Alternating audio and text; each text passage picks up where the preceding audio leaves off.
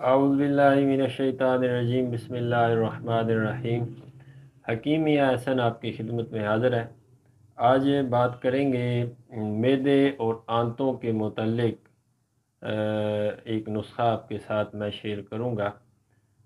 معدے کے مسائل ہوں، آنتوں کے مسائل ہوں، غذا کے متعفن ہو جانے کی وجہ سے جو گیسز پیدا ہوتی ہیں اور گیسز کا اخراج نہیں ہوتا، گیسز جو ہیں وہ سر کی طرف چڑھتی ہیں اور سر میں غبار سا محسوس ہوتا ہے۔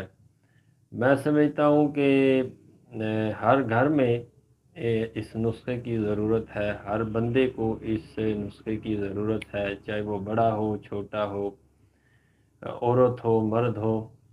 تو ہماری غذائیں اس قسم کی ہیں کہ غذا میں متوازن غذا نہ کھانے کی وجہ سے یا بد پرہیزی کی وجہ سے ہر ایک بندے کو معدے کا مسئلہ یا آنتوں کا مسئلہ جو ہے وہ لاحق ہے۔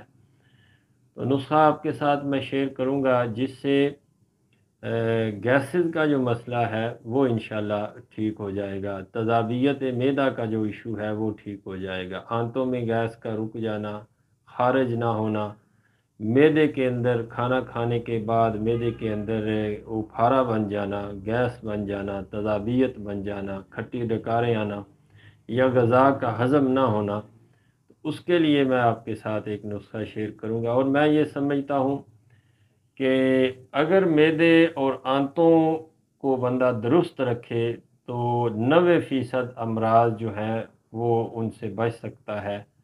اور اس کو مینٹین رکھنے کے لیے کوئی نہ کوئی چیز جو ہے اپنے آپ، یا تو غذا کو متوازن رکھیں، یا پھر یہ ہے کہ اس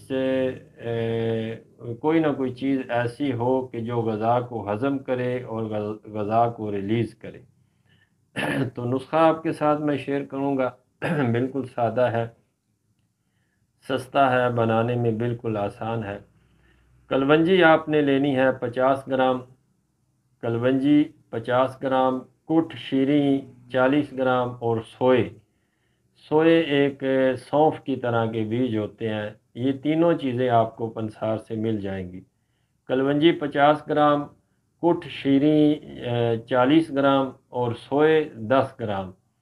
ان کو لے کر ان کو آپ نے پہلے صاف کر لینا ہے، اور اس کے بعد اس کا پاؤڈر کر لینا ہے، سفوف کر لینا ہے۔ 2 گرام اس کی خوراک ہے، ہر کھانے کے بعد پانی کے ساتھ، نیم گرم پانی کے ساتھ استعمال کریں۔ انشاءاللہ تعالی اللہ کے فضل و کرم سے آپ اگر اپنی معدے اور آنتوں کو درست رکھیں گے تو آپ 80 سے 90% بیماریوں سے محفوظ رہیں گے۔ اور اس نسخے سے میں آپ کو یقیناً کہہ سکتا ہوں کہ جو معدے اور آنتوں کے مسائل ہیں وہ آپ کے انشاءاللہ 80 سے 90% تک وہ حل ہو جائیں گے۔